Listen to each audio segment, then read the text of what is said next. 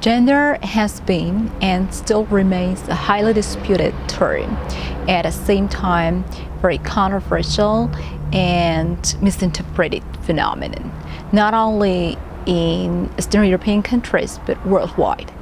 And that's why it's very important to closely study and analyze this concept and its complex relationship with other concepts, because it's not a single category and it functions in relation with other categories such as age, race, religion, social institutions, etc.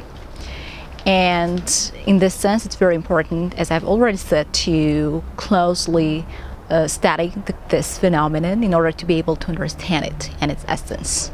So what is gender? It is a socially constructed role or roles and socially constructed behaviors, attributes, attitudes, characteristics that a given society finds appropriate or considers appropriate for women and men. It is socially constructed and culturally manifested and performed. And it's very sensitive toward time and space. That is to say, it changes over time and space. The word itself derives from Latin with the meaning of gene, tribe, and even family. And it was put into academic circulation in mid of the 20th century by American psychologist and sexologist John Money, who said that there is a need to distinguish between two different categories. One, sex as a biological status of a person, of being a female or male, and the other one, gender, as a socially constructed phenomenon, which is considered to be typical to women or men. In practice, there is no single approach or perspective how we can study. There are different approaches, and the best variant is to know these approaches and to combine them and to decide how you are going to study gender depending on the context and on the situation actually. So the very basic and earlier approach to study gender has been biological approach, according to which gender is studied from biological perspective, taking into consideration physiological and biological factors of a person, for example, hormones. The second approach is psychological one, according to which gender is an individual unit, individually performed and constructed, and it's very closely connected with a person's personality.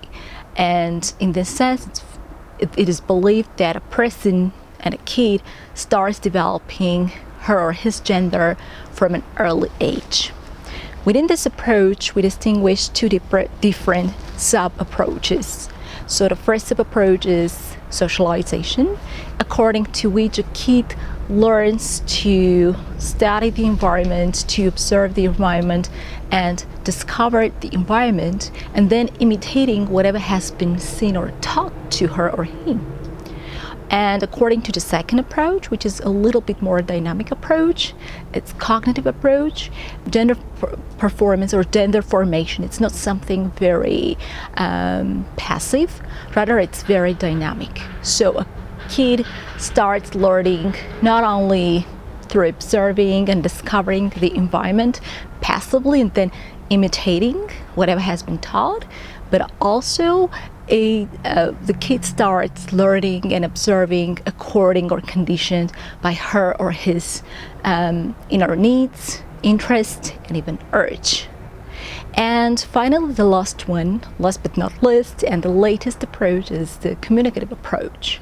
According to this approach, gender is seen in communication. It is performed in communication. It is constructed in communication. And outside of communication, it doesn't exist. Here, we need to understand communication in its broader sense.